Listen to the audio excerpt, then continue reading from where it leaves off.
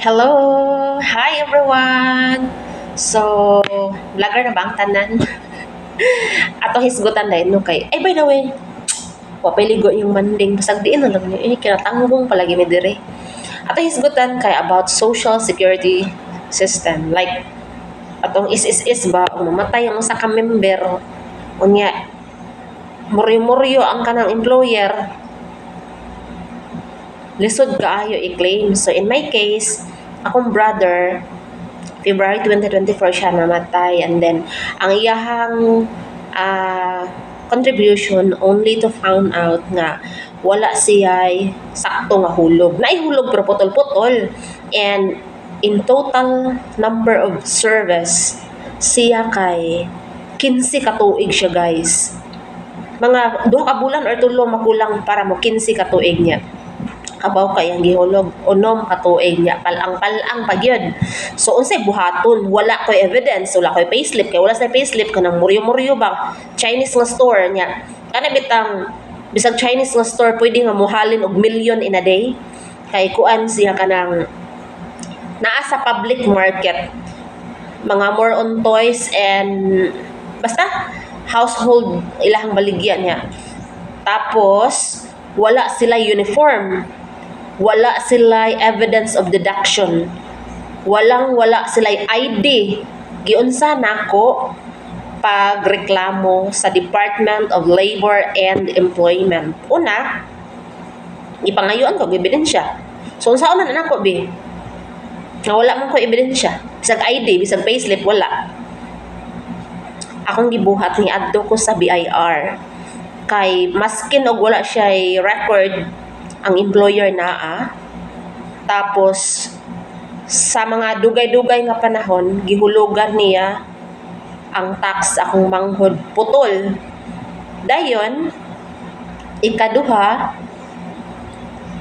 gipatawag na ko siya Department of Labor, nagsabot ni ang pinaka kanang lisod kay ang live-in partner sa ako ang manghod emotionally stressed, like dili siya mo-cooperate na ako kay maulaw siya, and that was because my brother almost pila ka thousand ang utang sa ako ang sa iyahang amo.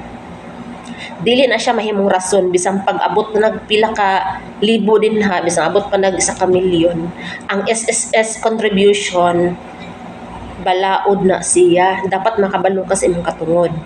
So wala na ko gi-blame ang live-in partners ako ang igsuon tungod kay emotionally dili siya kapugong o wala pud siya kabalo unsay pinakauna nga steps, kay sa bughat nagpasuso pa siya bata, ako ang nilihok tanan.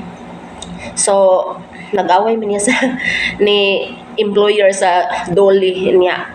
Ako di man ko hilig pangaway, maldita lang ko personality, pero musukol ko nga naa sa katarungan, pero talawan jud ko, muhilak ra ko pero gamiton akong kamatuoran.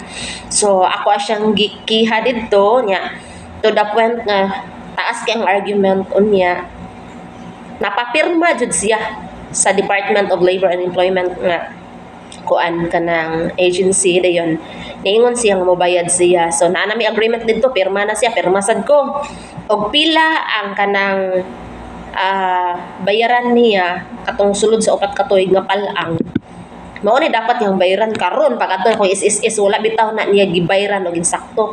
Nibayad siya pero by kuan din is no say tawag kanang by category. So unsa nga category ang gibayaran kadtong pinaka lowest kana bitang sweldo sa kasambahay nga kung baga mag-pension ang mga bata niya, pinaka lowest pod. So suko kayo ko gipatawag na ko siya usab didto sa SSS niya, wala siya mitunga. Ang SSS personnel in charge na mismo ang officer maoy ni adto sa iyaha didto sa ilahang establishment didto sa iyang business kuan. So giingnan siya nga, ma'am, kung dili ka mabayad ani moabot jud sa point nga modako ni, tapos nakay penalty, so dako kayang bayaran og sugod adto, guys. Naaman siya penalty 2% every month, una-una 4 ka tuig. Sugod adto tanan niyang empleyado yan ang gibayaran sa SSS. Don't me, okay? So wala ko'y gidaot nga tao diri tungod kay personal experience lang ni. Ayaw ko i-misinterpret kay nagsabot rapod mi sa ako ang in-law, bali live-in partner sa akong igsuon nga dili ko mag-post, but I wanted to share to you kung unsay process. Ayaw mo kahadlok kay balaod na kanang dili na siya against ang employer nimo but against the law, okay? So mga to daghan pa kayo kung pwede i-share pero sa sunod na lang kay mangaon sa akong upaw.